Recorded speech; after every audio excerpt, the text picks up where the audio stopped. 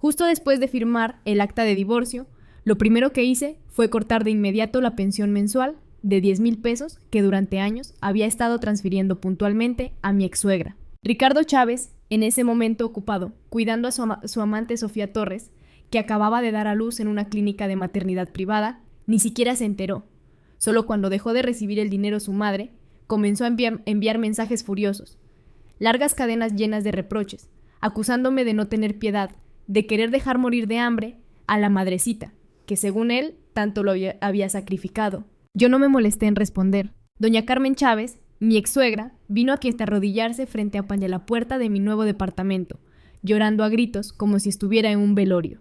El calor del mediodía pegaba fuerte. El aire del pasillo era espeso, sofocante, y allí, en medio del pasillo del edificio, se repetía una vieja obra de teatro, solo que esta vez yo ya no era la espectadora sumisa. Doña Carmen, fiel a su guión, se golpeaba los muslos y gritaba con voz desgarrada: «Valeria, maldita seas, ¿no tienes corazón? ¿Qué pecado cometió la familia Chávez para que seas tan cruel, mi hijo, después de 20 años de sacrificio, y tú arruinaste todo como un cometa maldito?»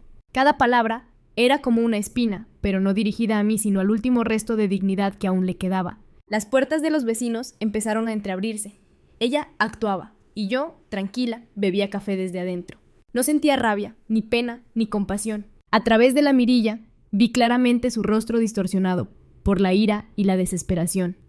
Tomé un sorbo de café caliente y dejé que el amargor se extendiera por mi lengua. Esa sensación era más placentera que cualquier venganza que alguna vez hubiera imaginado. Esta obra ya estaba escrita de antemano, y yo ya conocía su final. El teléfono sobre la mesa vibraba sin parar, con el nombre de Ricardo Chávez parpadeando en la pantalla. Los hombres mediocres siempre creen que aún tienen algún valor. Desgraciadamente, para él, yo ya había calculado su precio, y era barato. El escándalo duró unos 10 minutos. La voz de doña Carmen se volvió ronca, su respiración entrecortada. Sabía que era el momento. Coloqué la taza sobre la mesa, tomé las llaves del coche del colgador junto hasta la puerta y las apreté en la mano. El frío del metal me devolvió la calma. Abrí la puerta. La luz del mediodía me envolvió, y de inmediato sentí las miradas curiosas de todos los vecinos. Salí con paso firme.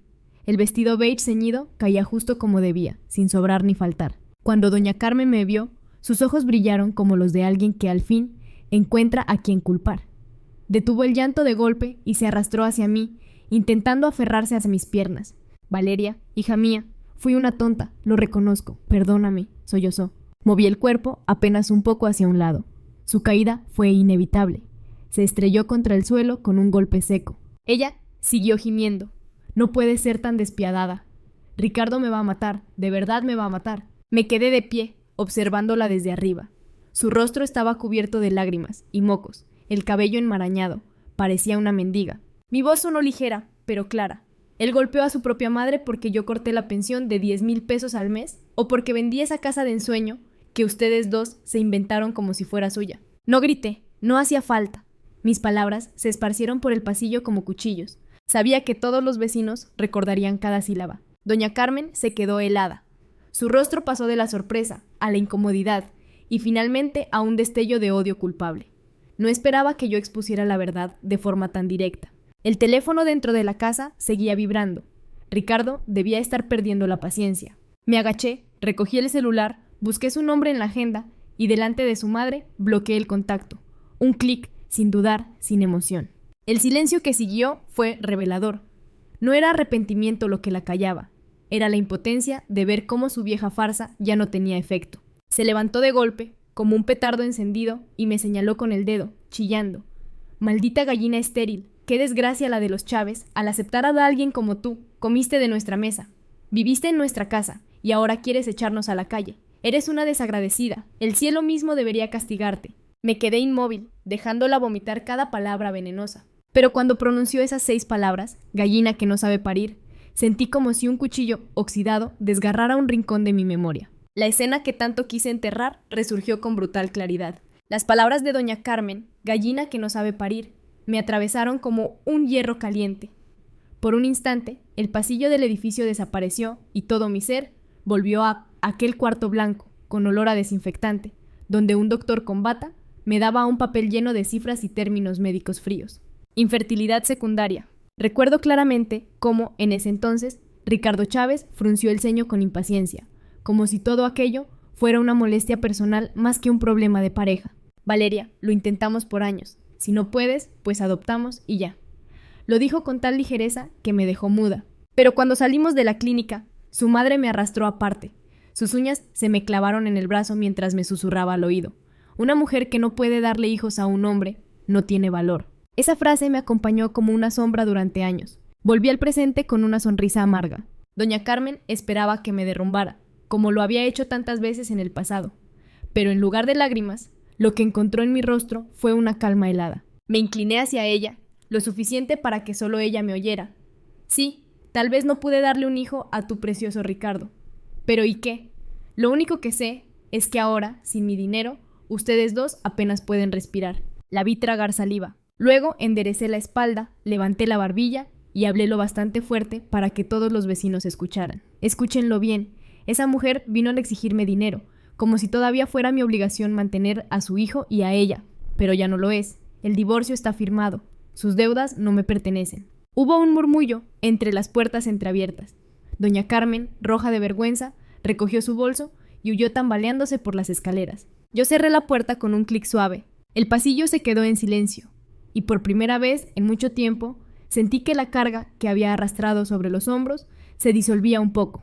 Esa misma noche recibí un correo de la licenciada Jiménez, la abogada que me había representado en el divorcio. Valeria, felicidades. No todos tienen el coraje de cortar de raíz con esa clase de familia. Si necesitas apoyo en los siguientes pasos, cuenta conmigo. Le respondí con un simple gracias, porque sabía que los siguientes pasos apenas comenzaban. 3 días después, Ricardo me llamó desde otro número. Su voz estaba llena de rabia contenida. Valeria, ¿qué clase de mujer eres? ¿Cortar el dinero de mi madre sin avisar? ¿Eres un demonio? Lo escuché con calma. Ricardo, ¿me estás llamando para pedirme dinero o para insultarme? Se quedó callado un momento. Después, con tono desesperado, Sofía acaba de dar a luz. Tengo demasiados gastos. Solo transfiéreme unos meses más, hasta que pueda estabilizarme. Reí por lo bajo. ¿Quieres que financie a tu amante y a tu hijo bastardo? Ricardo, incluso para un traidor, eso es demasiado descarado. Él gritó, Valeria, no olvides que durante años comiste en mi casa, dormiste en mi cama. Y pagué todas tus deudas. Lo interrumpí. Hasta aquí llegó. Colgué sin esperar respuesta. Aquella noche me quedé mirando el techo de mi habitación. El silencio era pesado, pero no insoportable. Me di cuenta de que por primera vez en mucho tiempo no sentía miedo. El juego había cambiado. Ahora yo llevaba las cartas en la mano. Los días siguientes, el teléfono estuvo sorprendentemente silencioso. Ni Ricardo ni su madre se atrevieron a buscarme de frente. Pero el silencio nunca significa paz. Solo anuncia que están preparando otro movimiento. No me equivoqué. Una semana más tarde, al llegar hasta la oficina, encontré a varios colegas murmurando en el pasillo. Cuando entré, las miradas se clavaron en mí con una mezcla de lástima y morbo. En la mesa de mi escritorio había un sobre anónimo. Dentro, fotos impresas, yo saliendo de un restaurante con un cliente, y al lado de las fotos, una nota con letras torcidas. Mujer sin vergüenza. Mientras estuvo casada, se revolcaba con otros hombres. No necesité preguntar quién estaba detrás. El estilo era inconfundible. Ricardo y doña Carmen. No me inmuté. Tomé las fotos, caminé directo al despacho del director y las arrojé sobre su escritorio. Licenciado, esto es difamación. Espero que la empresa no se preste a chismes de gente mediocre. El director, sorprendido por mi serenidad, asintió de inmediato. Herrera, tranquila, ya sabemos cómo es este tipo de cosas. Nadie con 2 dedos de frente lo creería. Salí con la frente en alto. Los rumores murieron en menos de 2 días. Y entonces comprendí algo. Lo que antes me hundía en vergüenza, ahora ya no tenía poder sobre mí. Una noche, la licenciada Jiménez me le llamó. Valeria, recibí noticias. Ricardo está intentando mover contactos para demandarte por abuso económico contra su madre. Solté una carcajada. ¿Abuso económico? Si los jueces vieran los años de transferencias bancarias que hice, se burlarían en su cara. Exacto, dijo la abogada.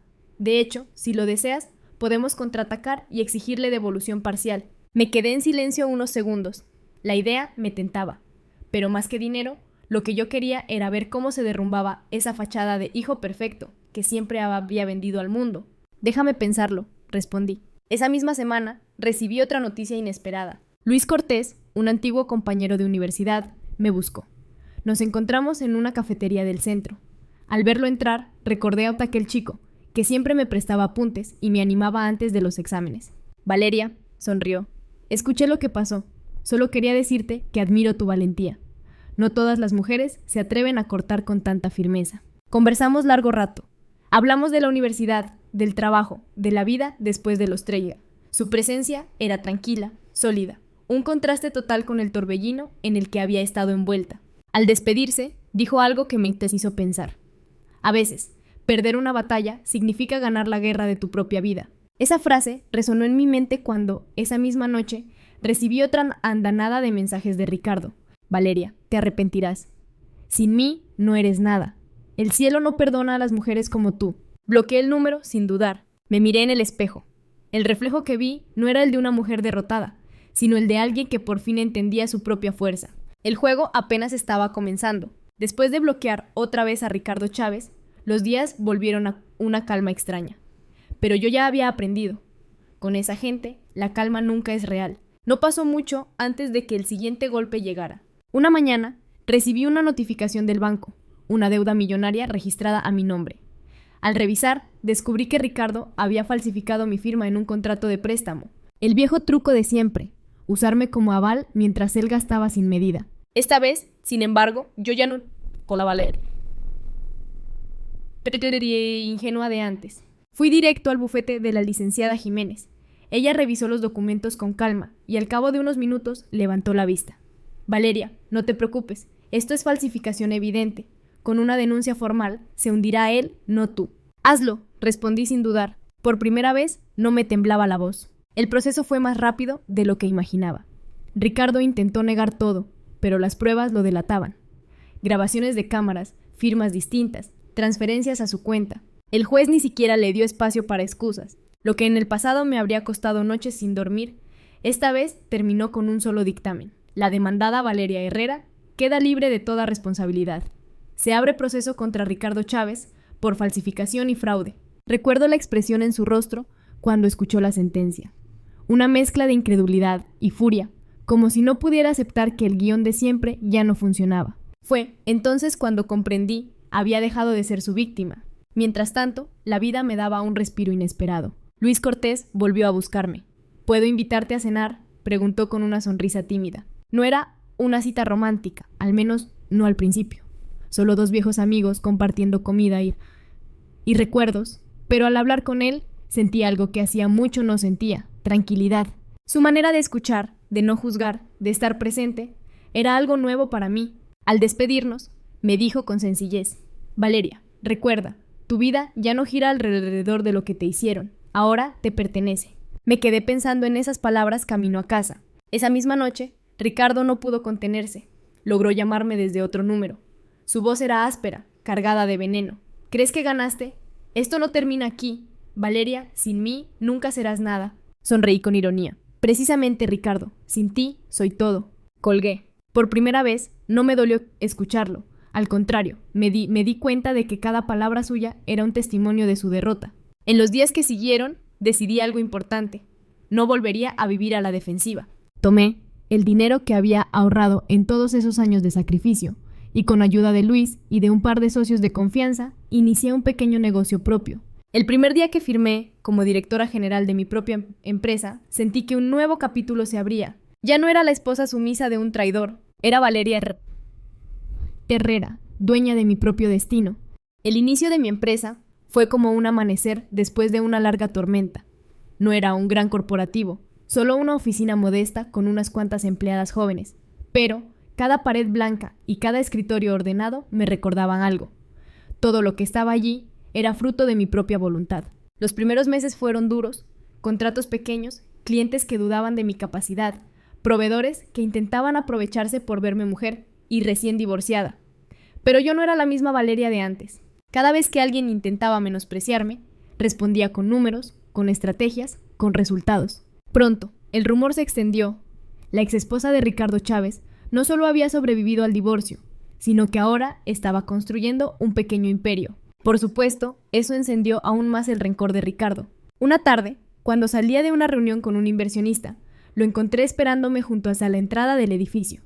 Su aspecto era deplorable. Ojeras marcadas, ropa arrugada, el olor a tabaco pegado en la piel. Valeria, gruñó, con una mueca torcida. Te crees muy lista, ¿verdad? Lo miré sin pestañear. No me creo, lo soy. Él apretó los dientes. Si no fuera por mí, seguiría siendo una don nadie. Reí con frialdad. Exacto, Ricardo. Gracias por recordármelo. Si no fuera por ti, no habría descubierto lo fuerte que soy. Sus ojos ardieron de odio. Dio un paso hacia mí, pero en ese momento apareció Luis Cortés. Su sola presencia, firme y tranquila, bastó para que Ricardo retrocediera. ¿Quién demonios eres tú?, escupió Ricardo. Alguien que ya no permitirá que la acoses más, respondió Luis con calma. Ricardo bufó, dio media vuelta y se marchó, lanzando insultos al aire. Esa noche, Luis me acompañó a casa. ¿Estás bien?, preguntó. Lo miré a los ojos y por primera vez en mucho tiempo sentí que podía bajar la guardia. Sí, gracias a ti. Él sonrió. No me agradezcas, solo recuerda que no estás sola. Sus palabras se quedaron resonando en mi pecho. Los meses siguientes marcaron un crecimiento inesperado. Mi empresa consiguió un contrato importante con una cadena de comercios, y de pronto las cifras en las cuentas ya no eran rojas, sino verdes. Las jóvenes que trabajaban conmigo me miraban con admiración. Una de ellas me dijo un día: Licenciada Herrera, usted nos demuestra que una mujer puede levantarse incluso de las cenizas. Sonreí. No solo puede, debe. Mientras tanto, Ricardo se hundía cada vez más. Sus negocios turbios salían a la luz, sus amantes lo abandonaban, y hasta doña Carmen comenzó a aparecer en programas de televisión locales llorando y acusándome de haberles robado la fortuna. Yo ya no respondía. El silencio era mi mejor arma. El tiempo se encargó de mostrar quién era quién. Un día, al terminar una presentación, Luis me le llevó a cenar. La conversación fluyó ligera, pero en un momento, él me miró fijamente y dijo: Valeria, admiro lo que has hecho, pero más que eso, admiro quién eres y qué eres. Sentí que algo en mi interior, dormido por años, despertaba lentamente. Quizá, pensé, había llegado la hora de abrirme a algo más que la lucha. Quizá había llegado la hora de vivir. La vida empezó a tomar un rumbo distinto.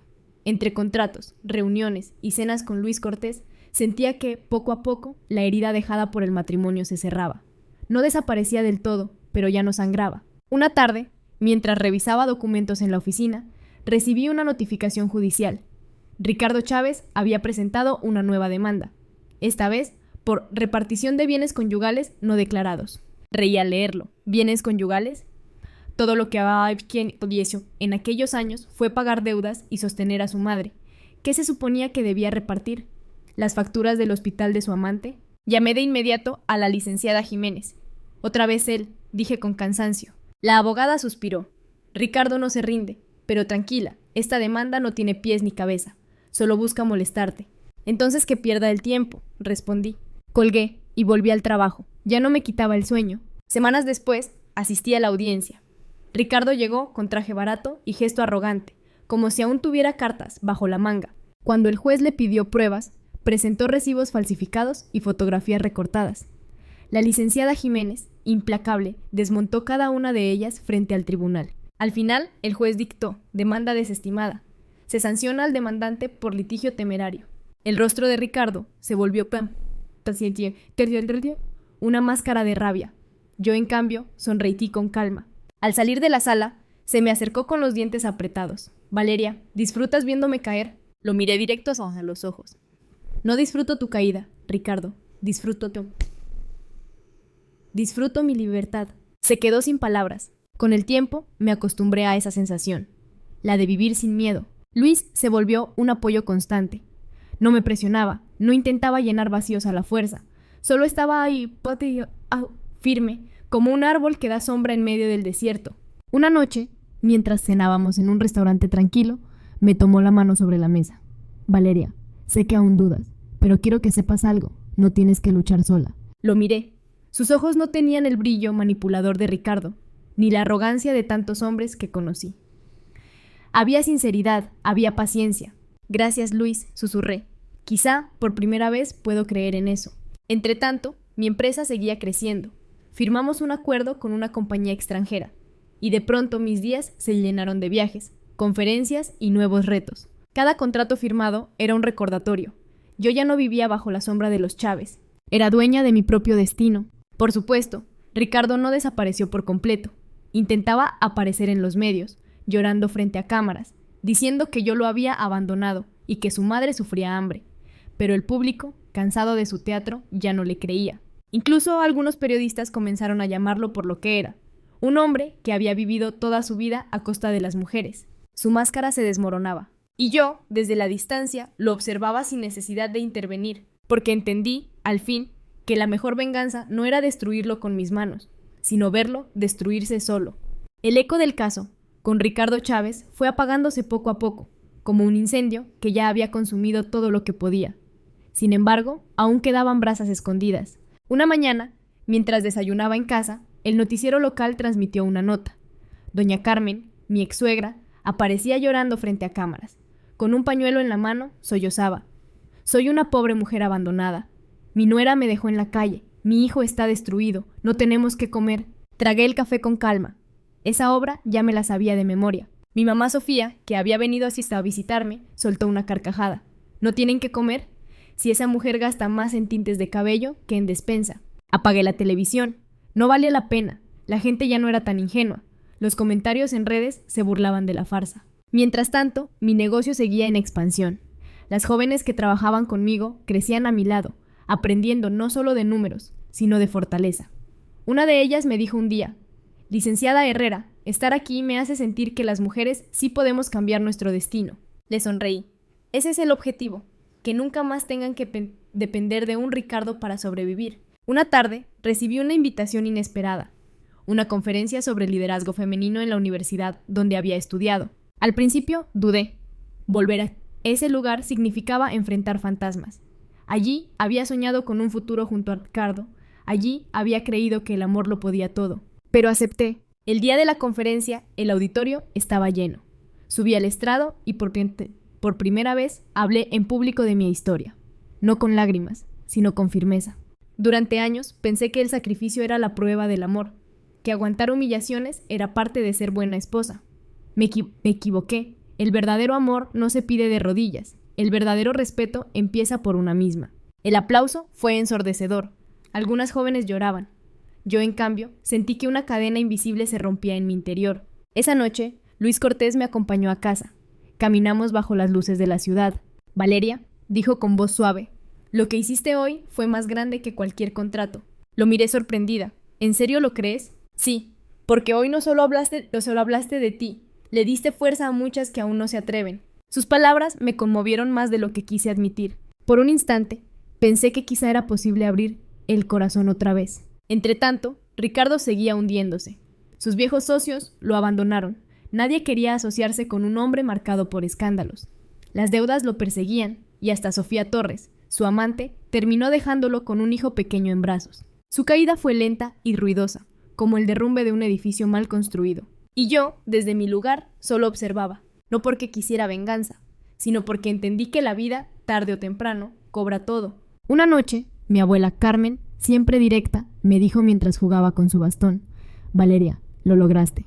No porque él se hundiera, sino porque tú aprendiste a volar». Sonreí. «Sí, abuela, ahora lo entiendo». El derrumbe de Ricardo Chávez fue noticia durante semanas. Cada día surgía un nuevo rumor: que había empeñado su coche, que lo habían sacado de un bar sin pagar la cuenta, que hasta había intentado pedir dinero prestado a antiguos compañeros de escuela. Nadie le creyó. Doña Carmen seguía apareciendo en programas locales, repitiendo entre lágrimas que yo había arruinado a su familia. Pero la gente ya no se conmovía. «¿Arruinada?», escribían en comentarios. ¿Y todo el dinero que esa nuera les dio por años? Las redes son crueles cuando deciden volverse en contra. Y esta vez, la marea estaba de mi lado. Mientras tanto, mi empresa prosperaba. Abrimos una segunda oficina en otra ciudad y contratamos a más mujeres jóvenes. La sensación de verlas crecer era indescriptible. Un día, una de mis empleadas, nerviosa, me pidió hablar en privado. «Licenciada Herrera, mi esposo me golpea, no sé qué hacer». Sentí un nudo en la garganta. Vi en ella el reflejo de lo que un día fui. La tomé de la mano y le dije con firmeza: «Aquí no solo trabajas, aquí tienes un refugio. Si decides salir de esa relación, no estarás sola». Ella lloró en silencio. Ese día, entendí que mi historia ya no era solo mía. Se había convertido en ejemplo y en apoyo para otras. Con el tiempo, las invitaciones a dar charlas aumentaron. Universidades, asociaciones de mujeres, incluso programas de televisión, me buscaban para hablar de resiliencia y empoderamiento. Al principio me incomodaba ser el centro de atención, pero luego comprendí que cada palabra podía sembrar una semilla en alguien más. No se trata de ser heroína, decía en mis conferencias. Se trata de recordar que ninguna merece vivir con miedo. En medio de todo ese torbellino, Luis Cortés seguía a mi lado. Siempre discreto, siempre paciente, nunca presionó, nunca exigió. Una noche, después de una charla especialmente emotiva, caminamos juntos bajo la lluvia ligera. Yo llevaba los zapatos en la mano, riendo como hacía años no lo hacía. Luis me miró con ternura y dijo: Valeria, no necesito que me respondas ahora, pero quiero que sepas que estoy aquí, no solo como amigo, sino como alguien que cree en ti y que también quiere construir un futuro contigo. Me quedé en silencio, el corazón latiendo con fuerza. Por primera vez no sentí miedo, sentí esperanza. Mientras tanto, Ricardo casi había desaparecido de la vida pública. Un viejo conocido me contó que lo habían visto trabajando en un taller mecánico, con la ropa manchada de grasa, malhumorado y derrotado. Pensé en él, en lo que fue y en lo que se convirtió, y entendí que no había mejor justicia que esa, verlo reducido a lo que realmente era. Un hombre que, sin las mujeres a las que explotaba, no sabía sostenerse. Esa noche, al llegar a casa, abrí la ventana y respiré hondo. Por fin, después de tantos años, sentía que la vida era mía, no de Ricardo, no de doña Carmen, no de nadie más, solo mía.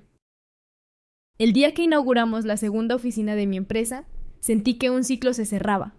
Cortar el listón, rodeada de mujeres que habían confiado en mí, fue mucho más significativo que cualquier firma de contrato. En el evento, varias jóvenes se acercaron a darme las gracias. Una de ellas me dijo con los ojos brillantes: Licenciada Herrera, usted nos enseñó que no somos débiles, que podemos ser dueñas de nuestra vida. Le sonreí, conteniendo la emoción. No lo olviden nunca, el mundo no regala nada, pero ustedes tienen el poder de conquistarlo. Esa noche, Luis Cortés me llevó a cenar para celebrar. El restaurante estaba iluminado con velas, y por un instante, me pareció un escenario que en otro tiempo habría soñado con Ricardo. Pero la diferencia era clara. Con Luis no había miedo, ni humillación, ni cadenas. Había respeto. Valeria, dijo de pronto, con voz firme: no sé si es el momento, pero quiero preguntarte algo. Mi corazón se aceleró. ¿Qué cosa?, pregunté. Él respiró hondo. ¿Me permitirías caminar a tu lado, no solo como amigo, sino como compañero? Lo miré en silencio. Las cicatrices del pasado aún dolían, pero en ese momento comprendí que no podía dejar que definieran mi futuro. Tomé su mano. Sí, Luis, te lo permito. Mientras mi vida avanzaba, el mundo de Ricardo Chávez seguía hundiéndose. Un rumor se extendió. Sofía Torres lo había abandonado definitivamente, llevándose a su hijo y marchándose hacia otra ciudad. Alguien me dijo que Ricardo pasó semanas bebiendo, en bares baratos, llorando su desgracia y culpándome de todo. Yo ya no sentía rabia, solo una extraña compasión, porque entendí que la peor condena no es la cárcel, ni la pobreza. Es vivir sabiendo que destruiste todo lo que tocaste. Con el paso de los meses, mi relación con Luis se consolidó. No era un romance de telenovela, sino algo más profundo. Dos personas que se respetaban y caminaban juntas. Él nunca intentó borrarme el pasado, ni decirme que lo olvidara. Simplemente me recordaba cada día que el presente también podía ser hermoso. Una tarde, mientras paseábamos por el parque, me detuve y le dije: Luis, por primera vez siento que soy libre de verdad. Él me sonrió y apretó mi mano. Eso es porque, Valeria, ahora eres tú quien escribe las reglas de tu vida. Y entendí que tenía razón. En casa, mi madre me observaba con orgullo cada vez que llegaba con buenas noticias. Una noche me dijo: hija, siempre supe que ibas a levantarte. Porque las Herrera nunca nacimos para ser sombra de nadie. Sus palabras me hicieron sonreír. La voz de mi abuela Carmen resonó en mi memoria, como un eco que siempre me acompañará. La fuerza no está en el metal que empuñas, sino en el corazón que no se deja doblegar. Al mirar atrás, comprendí que todo el dolor había tenido un propósito: empujarme a convertirme en la mujer que soy ahora. No la víctima, no la esposa sumisa, no la nuera humillada, sino Valeria Herrera, la mujer que aprendió a ser dueña de su juego. El rumor sobre mi nueva relación con Luis Cortés no tardó en llegar a oídos de Ricardo Chávez, y como era de esperarse, no lo soportó. Una tarde recibí un mensaje anónimo: ¿ya encontraste otro hombre que te mantenga? Eres exactamente lo que siempre dije. Una mujer que no sirve para nada más que para aprovecharse. Lo leí con calma y lo borré de inmediato. Ya no tenía poder sobre mí. Esa noche, en la cena, le conté a Luis: Él sonrió con serenidad. Que diga lo que quiera. La gente como él solo existe mientras alguien le preste atención. Asentí. Y decidí que no volvería a responder a ninguna provocación. Mientras tanto, mi empresa seguía expandiéndose. Comenzamos a trabajar con asociaciones que apoyaban a mujeres en situación de violencia doméstica. Brindábamos capacitación, empleo y, sobre todo, un lugar seguro para empezar de nuevo. Cada historia que escuchaba era un recordatorio de que mi lucha no había sido en vano. «Licenciada», me dijo una de ellas, con lágrimas en los ojos, «usted nos salvó la vida». Yo negué suavemente. «No fui yo, fueron ustedes mismas, que tuvieron el valor de dar el primer paso». En paralelo, la figura de Ricardo se apagaba más y más. Ya nadie lo contrataba, nadie lo respetaba. Incluso los viejos amigos que solían beber con él lo evitaban. Un día me enteré de que doña Carmen había regresado a su pueblo natal, derrotada, sin dinero ni reputación. Por un instante pensé en todo lo que había pasado. En otro tiempo, esa noticia me habría llenado de furia o satisfacción. Pero ahora solo me trajo indiferencia, porque al fin entendía que no necesitaba venganza. La vida misma se había encargado de ajustar cuentas. Una tarde, mientras caminaba con Luis por el malecón, me detuve y miré el horizonte. El sol caía, tiñendo el cielo de naranja y rojo. «¿Sabes, Luis?», dije en voz baja. «Por años pensé que el divorcio era mi fracaso. Hoy sé que fue mi renacimiento». Él apretó mi mano y respondió. «Lo fue, el fracaso de ellos, y tu renacimiento». Lo miré y sentí que, por primera vez en mucho tiempo, el futuro no me daba miedo. En una conferencia internacional sobre liderazgo, donde fui invitada a representar a México, terminé mi discurso con estas palabras. Ninguna mujer merece vivir encadenada al miedo. Ninguna debe sacrificar su dignidad por sostener un matrimonio podrido. No teman cortar las cadenas, porque al final, cuando uno toma el control, la vida misma se abre como un tablero nuevo. Y ahí, hermanas, ustedes son las jugadoras principales. El auditorio se levantó en aplausos. Yo respiré profundo, con lágrimas contenidas. Había recorrido un largo camino. Ya no era la mujer que lloraba en silencio en un rincón de la casa de sus suegros. Era Valeria Herrera. Y al fin, era mi juego.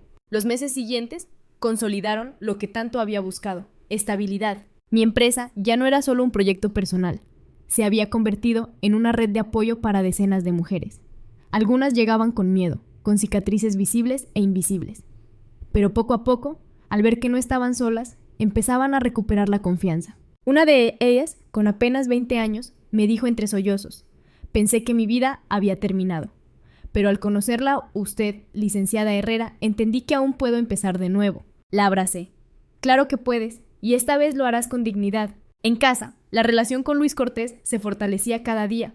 No había promesas vacías, ni cadenas disfrazadas de amor, solo compañía sincera. Una noche, mientras cocinábamos juntos, él me miró con esa calma suya y dijo: «Valeria, contigo aprendí que el verdadero amor no se trata de posesión, sino de libertad». Lo abracé en silencio, porque después de todo lo que había vivido, esas palabras eran la prueba de que había encontrado algo diferente. Entretanto, Ricardo Chávez había quedado reducido a una sombra. Las últimas noticias que recibí de él fueron casi anecdóticas: trabajos esporádicos, deudas acumuladas, gente que lo evitaba. Alguien me contó que lo habían visto vendiendo relojes falsos en un mercado callejero. No sentí alegría ni rabia, solo una certeza: la vida le había dado lo que merecía. Un día, mientras preparaba una conferencia en otra ciudad, recibí una llamada inesperada. Era Mariana, una amiga de la infancia que había seguido mis pasos desde lejos. «Valeria», dijo emocionada, «gracias a tu historia, yo también tuve el valor de divorciarme. Y ahora estoy construyendo mi propio negocio». Sonreí con lágrimas en los ojos. Eso es lo que más me alegra, que no sea solo mi victoria, sino la de muchas. Esa noche, al regresar a casa, abrí mi viejo cajón y encontré el contrato de divorcio. Lo sostuve entre las manos, recordando cada lágrima, cada humillación. Luego lo rompí en pedazos y los arrojé al cesto. El pasado ya no tenía poder sobre mí. Mi madre, al verme, dijo con voz solemne: «Hija, siempre supe que las Herrera estábamos hechas de acero. Pero tú me demostraste que también sabemos brillar». La abracé fuerte. Esa noche dormí tranquila, sin aguja bajo la almohada, sin sobresaltos. Porque entendí que el miedo ya no me pertenecía. El día que inauguramos la tercera oficina de la empresa, me detuve un instante en el escenario, mirando a las decenas de mujeres que ahora formaban parte de este proyecto. Sus rostros brillaban con esperanza. y en sus ojos vi algo que durante años me había faltado: confianza en sí mismas. Hoy no celebramos solo un negocio, dije en mi discurso. Celebramos que cada una de nosotras tiene derecho a escribir su propia historia. El aplauso fue largo, cálido, envolvente. Al terminar el evento, Luis Cortés me tomó de la mano. Valeria, ¿te das cuenta de lo que lograste? Sonreí. Lo que logramos. Esto ya no es solo mío. Él me miró con ternura. Nunca dejé de creer en ti. Sentí que, después de tanto dolor, esas palabras no eran una promesa vacía, sino un hecho. Mientras tanto, el eco de Ricardo Chávez prácticamente se había extinguido. Ya nadie lo mencionaba. La última vez que supe de él, un conocido me dijo que vivía en un cuarto alquilado en las afueras, sobreviviendo con trabajos ocasionales. Era como si el mundo lo hubiera olvidado. Y yo también lo olvidé. Una tarde, mientras preparaba documentos en la oficina, una de mis empleadas me preguntó con timidez: «Licenciada, ¿alguna vez no tuvo miedo de volver a empezar?» La miré fijamente.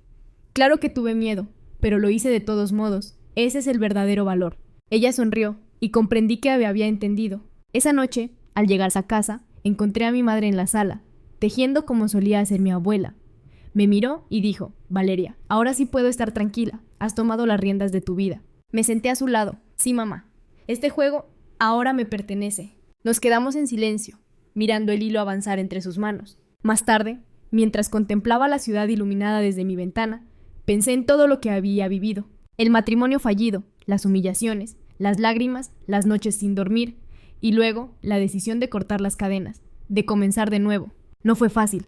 Nada lo fue. Pero aquí estaba, Valeria guerrera, no la víctima, no la esposa sumisa, no la mujer callada, sino la dueña de su propia vida. Cerré los ojos, respiré hondo y sonreí, porque entendí que, al final, no se trataba de venganza, se trataba de libertad. El amanecer del día siguiente fue distinto. Desperté sin la sensación de tener una sombra persiguiéndome. El silencio en mi habitación ya no era opresivo, sino sereno. Bajé a la cocina, preparé café y lo bebí despacio, mirando cómo la luz del sol entraba por la ventana.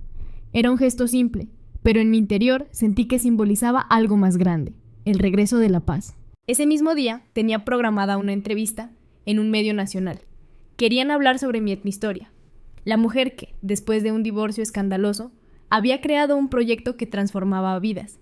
En el estudio, la conductora me preguntó: Valeria Herrera, ¿qué mensaje le darías a todas las mujeres que aún viven situaciones como la tuya? Respiré hondo antes de responder.